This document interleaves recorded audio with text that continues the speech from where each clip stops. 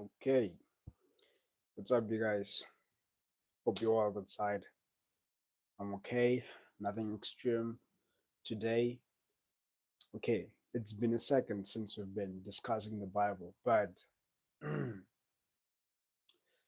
that's not what an adventure is about.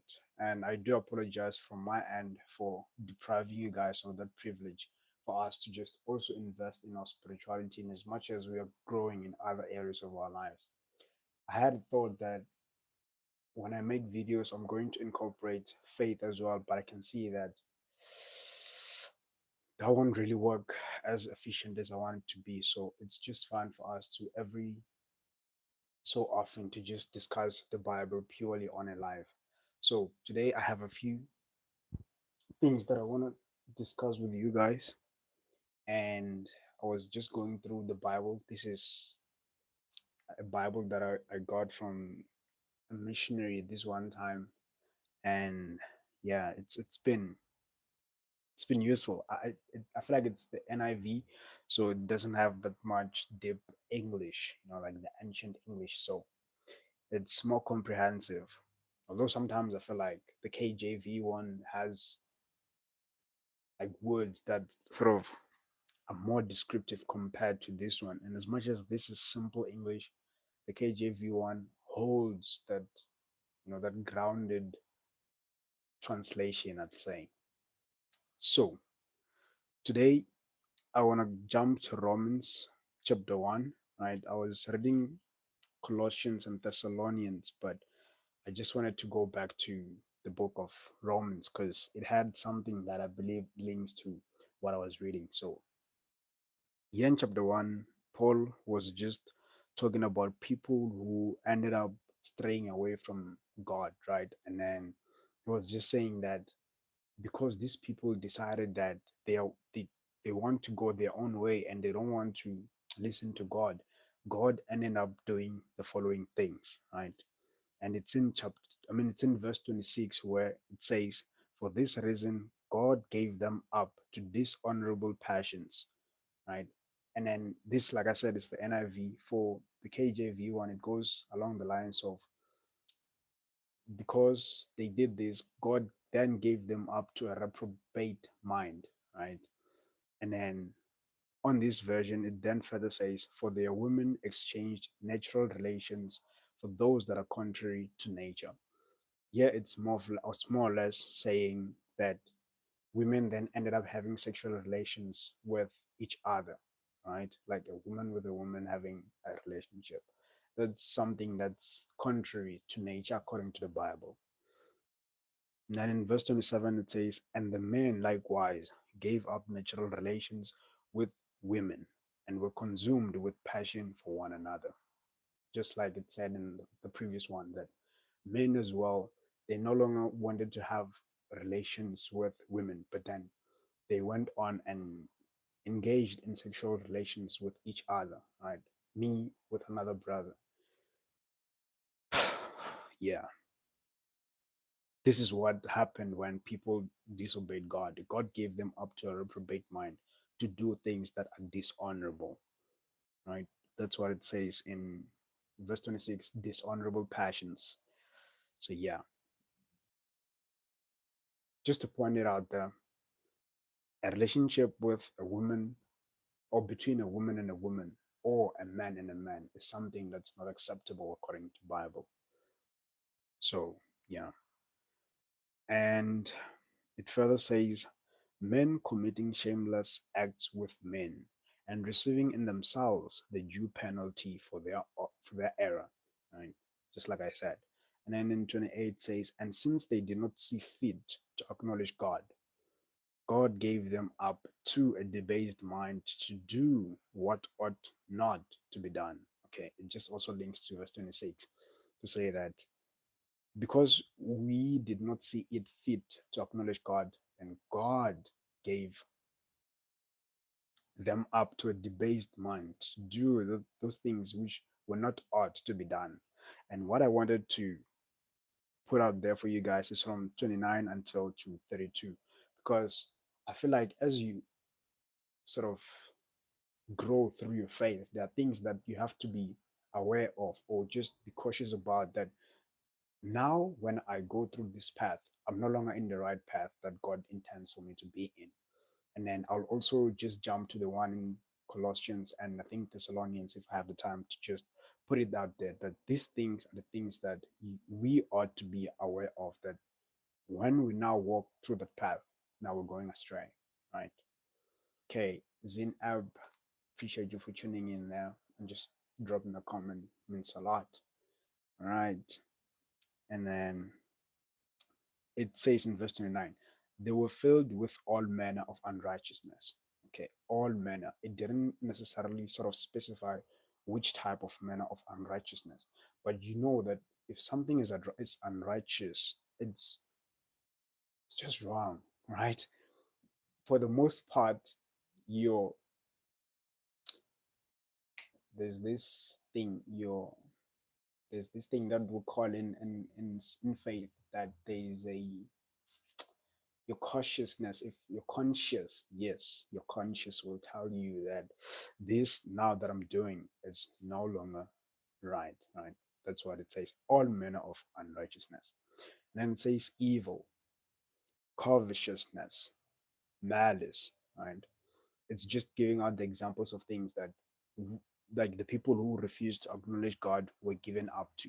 So if you find yourself doing evil things, being covetous, and doing anything that has to do with malice, just know that you might now be leaning onto the wrong path, which means you have to now just sit down with yourself and just reflect upon your actions as to what is it that you're doing that's wrong.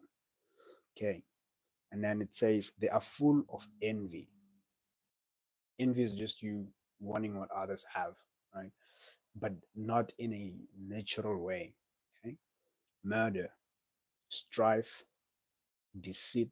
Is it just you deceiving others? Strife, I'd say it's more or less the quarreling that happens between people. And then maliciousness, they are gossips, right? This one was just blatant. They are gossips.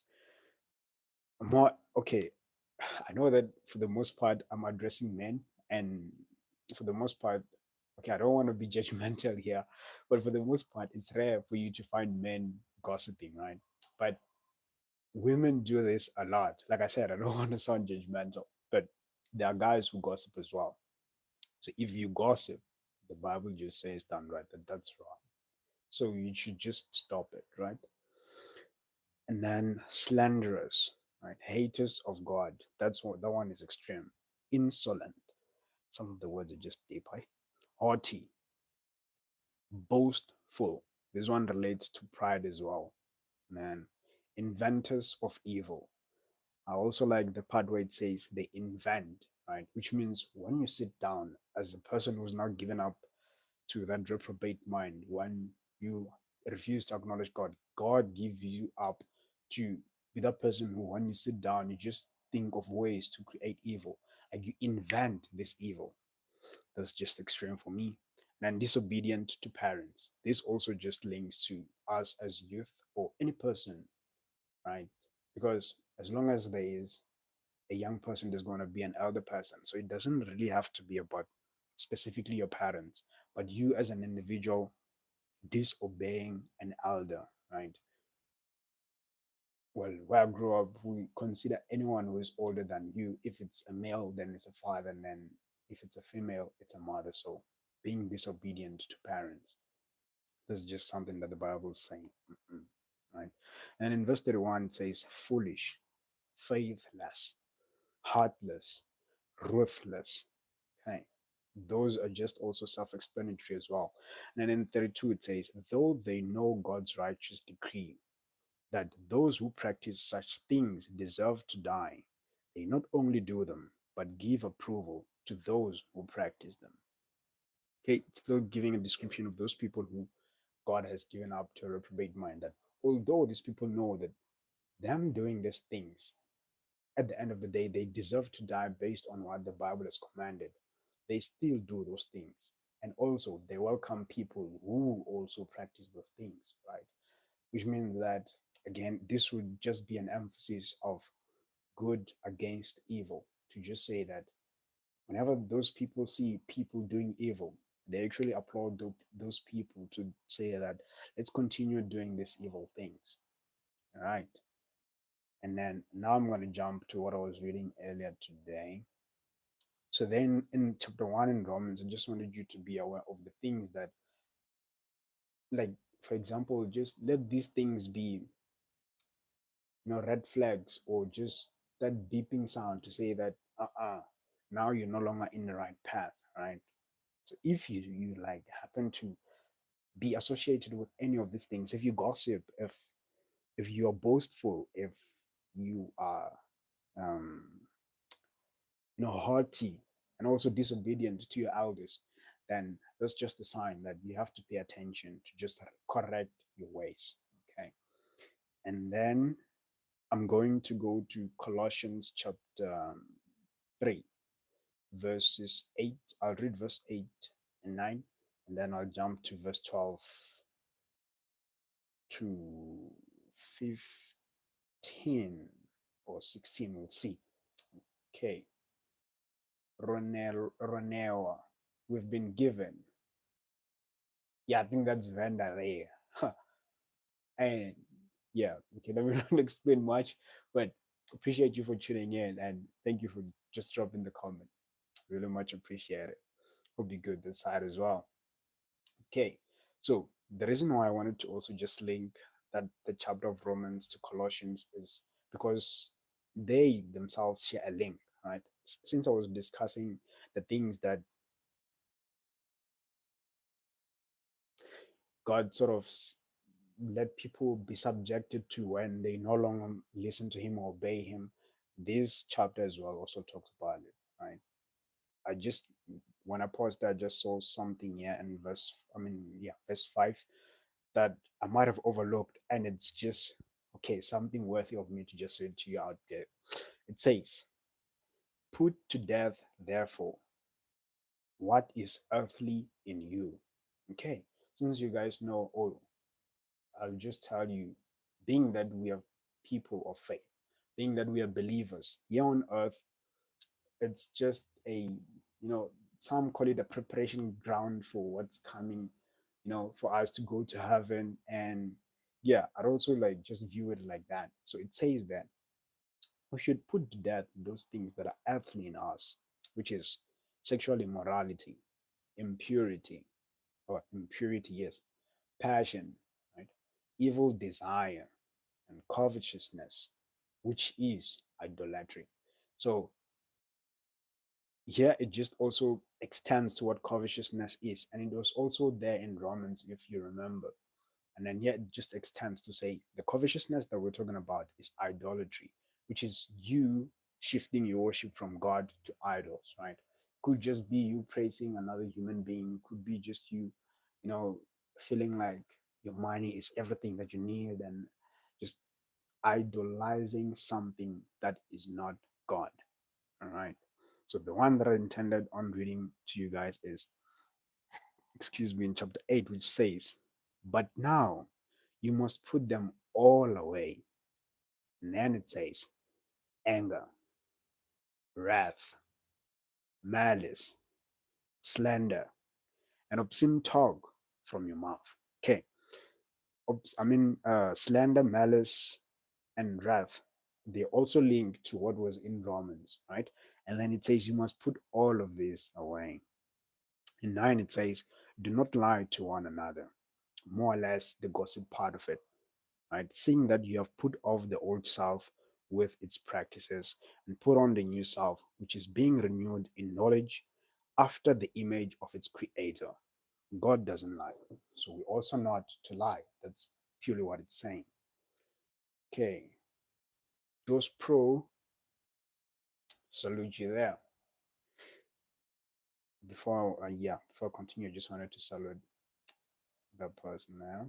Okay, in verse 12 it then says, since we're now discussing things that we're supposed to put away, it says in verse 12, "Put on then," it's God's chosen ones, holy and beloved, right? Then now it lists what is it that we have to put on. It says compassionate hearts, kindness, humility, meekness, and patience. So those are the things that we have to put on. This is just a list that was sort of put here in Colossians, but it's not necessarily an exhaustive list. The Bible, in of its entirety, it has those things that are expected from you as a believer, but these are just some of those things, and those that are the ones which are specified in the book of Colossians. Okay, and then it also further says, bearing with one another, and yes, bearing with one another, and if one has a complaint against another, forgiving each other as the Lord has forgiven you, so you also must forgive. Right? I like this part because it acknowledges the fact that we are going to have disagreements, right? We are going to have issues. And then it just says that if one has a complaint against one another or another, forgive each other. It doesn't just throw away the idea that those things are going to be there, but it acknowledges them and then further says, forgive each other, right? Just forgive each other. Okay, sometimes I know it's hard, and forgiveness in of itself could be a just a separate topic that we could discuss because it has lots of components that have to end up in leading you to be able to just accept that yes, this person has wronged me, but I have to forgive them, right? But then the Bible encourages us to forgive each other. Okay, and then it says, and above all this, put on love. Love is prioritized above all that list that I just read right now. Okay, it says, which binds everything together in perfect harmony. And then this is also linked to another book that says that love your neighbor as you love yourself. Okay, and then it says in verse 15, and let the peace of Christ rule in your hearts, to which indeed you are called in one body, and be thankful, right? Let the word of Christ dwell in you richly, teaching and admonishing one another in all wisdom, singing psalms and hymns and spiritual songs with thankfulness in your hearts to God. And whatever you do, in word or deed, do everything in the name of the Lord Jesus, giving thanks to God the Father through him. Okay. And then it talks about what happens in marriage, like wives and husbands, and then also children and fathers. Yeah, but I'm just gonna stop here, okay? Because today I just wanted to just sort of highlight those things that, as believers, right? Well, as I was reading the Bible, well, yeah, because I also have my own time where I just engage in faith, to just invest in faith. So I just thought it meaningful for me to share with you guys and to just also highlight that in as much as we are growing in all the other areas, right? Be it fitness, be it you investing in your job, right? Expanding your skills. Also, just put aside that time for you to invest in your spirituality because whether we like it or not, that's what also makes it's actually the major part of what makes your life as a human being. Okay. So, yeah, I just hope that you guys found that useful and I found it useful and meaningful sharing with you guys. So, yep. And we might just be continuing going further, just having these discussions because I felt it being necessary. All right. So, from me to you guys, I appreciate each and every one of you, and also Renelo again for the reaction. That means a lot. Okay. Okay. Jin Wu. Whoa. That sounds like Chinese. I hope I pronounced it well. Hey, salute you. Okay. Jinwoo, nice. Right. So yeah, really appreciated you guys for just you spending the time to interact with me. It means a lot. And, and as much as we might have issues as we go through this journey of faith, just know that you're not by yourself. I make mistakes. A bunch of people out there, they make errors. But we have a forgiving God who always calls onto you to say that if you've done wrong, admit that you've done wrong. But then forsake those things that you've been doing wrong and then walk with me.